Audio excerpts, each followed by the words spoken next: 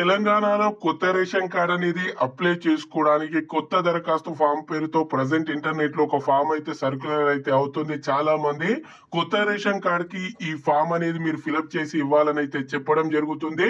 మరి ఇందులో నిజమెంత అనేది ఒకసారి ఈ వీడియోలో క్లారిటీగా చెప్తాను. ముందుగా ప్రతి ఒక్కరు కూడా వీడియోని తప్పకుండా లైక్ చేయండి. ఛానల్ ఇంకా సబ్స్క్రైబ్ చేసుకున్నట్టయితే ఛానల్ ని తప్పకుండా సబ్స్క్రైబ్ చేసుకోండి.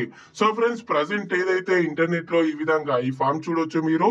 ఇదే ఫామ్ అనేది ఇంటర్నెట్ లో ఎక్కువగా ఇప్పుడు కొత్త రేషన్ కార్డ్ కోసం దరఖాస్తు ఫామ్ అయితే సర్క్యులర్ అయితే అవ్వడం జరుగుతుంది.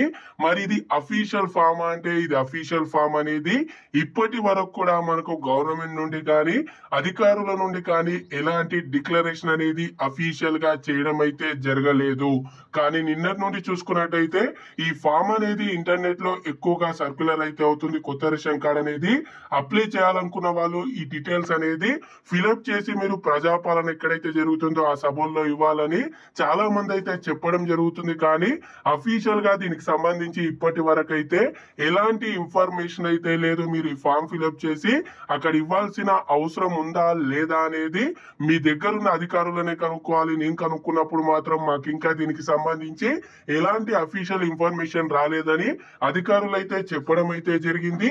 సో మోస్ట్లీ నేను అనుకుంటుంది ఇదైతే అఫీషియల్ ఫామ్ అయితే కాదు. అఫీషియల్ గా గవర్నమెంట్ నుండి ఎలాంటి న్యూస్ వచ్చినా లేదా ఇదే అఫీషియల్ ఫామ్ అనేది వాళ్ళు కన్ఫర్మ్ చేసినా సరే తప్పకుండా నేను మన ఛానల్లో వెంటనే ఇన్ఫర్మేషన్ అయితే ఇవ్వడం జరుగుతుంది. అప్పటి వరకు కూడా ఎవరు కంగారు పడాల్సిన అవసరం అయితే లేదు. మనకు కొత్త రేషన్ కార్డ్ కి సంబంధించి వివరాలకు సంబంధించి ఇంతకు ముందు ఏదైతే మనకు కుటుంబ వివరాల పేరుతో ప్రజాపాలన దరఖాస్తు అయితే ఫిలప్ చేశారో అందులో రేషన్ కార్డ్ లేని వాళ్లకు లేదని మెన్షన్ అయితే చేయమని అయితే క్లియర్ గా మెన్షన్ అయితే చెప్పడం జరిగింది.